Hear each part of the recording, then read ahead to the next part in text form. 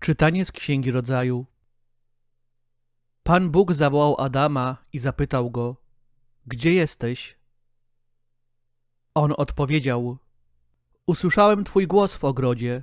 Przestraszyłem się, bo jestem nagi i ukryłem się.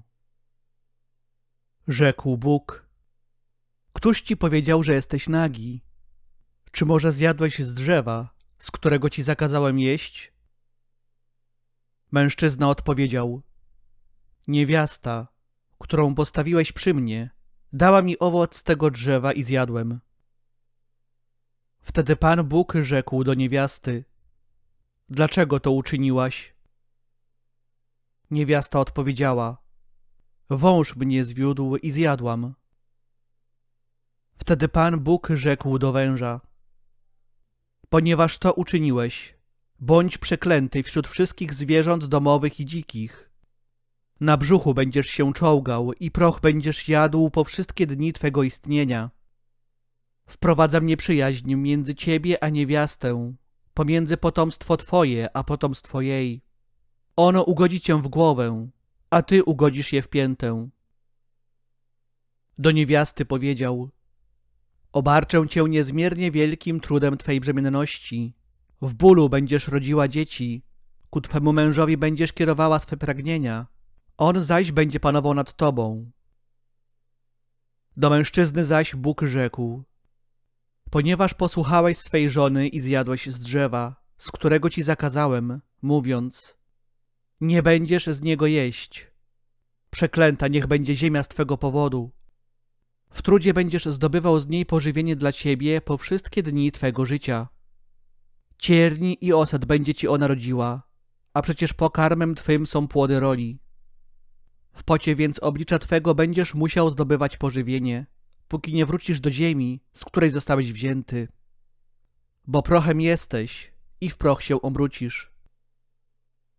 Mężczyzna dał swej żonie imię Ewa, bo ona stała się matką wszystkich żyjących. Pan Bóg sporządził dla mężczyzny i dla jego żony odzienie ze skór i przyodział ich. Po czym Pan Bóg rzekł: Oto człowiek stał się jak jeden z nas. Zna dobro i zło. Niechaj teraz nie wyciągnie przypadkiem ręki, aby zerwać owoc także z drzewa życia, zjeść go i żyć na wieki.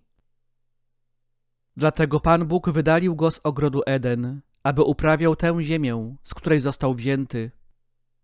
Wygnawszy zaś człowieka, Bóg umieścił na wschód od ogrodu Eden cherubów i miecz z połyskującym ostrzem, aby strzec drogi do drzewa życia.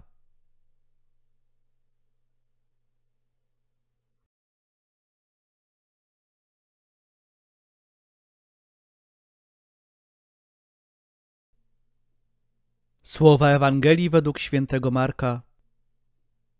W owym czasie, gdy znowu wielki tłum był z Jezusem i nie mieli co jeść, przywołał do siebie uczniów i rzekł im: Żal mi tego tłumu, bo już 3 dni trwają przy mnie, a nie mają co jeść. I jeśli ich puszczę zgłodniałych do domu, zasłabną w drodze, bo niektórzy z nich przyszli z daleka. Odpowiedzieli uczniowie: Jakże tu na pustkowiu będzie mógł ktoś nakarmić ich chlebem? Zapytał ich: Ile macie chlebów? Odpowiedzieli: 7. I polecił tłumowi usiąść na ziemi. A wziąwszy 7 chlebów, odmówił dziękczynienie, połamał i dawał uczniom, aby je podawali. I podali tłumowi. Mieli też kilka rybek. I nad tymi odmówił błogosławieństwo i polecił je rozdać. Jedli dosyta, a pozostałych ułomków zebrali 7 koszów. Było zaś około 4000 ludzi. Potem ich odprawił. Zaraz też wsiadł z uczniami do łodzi i przybył w okolice Dalmanuty.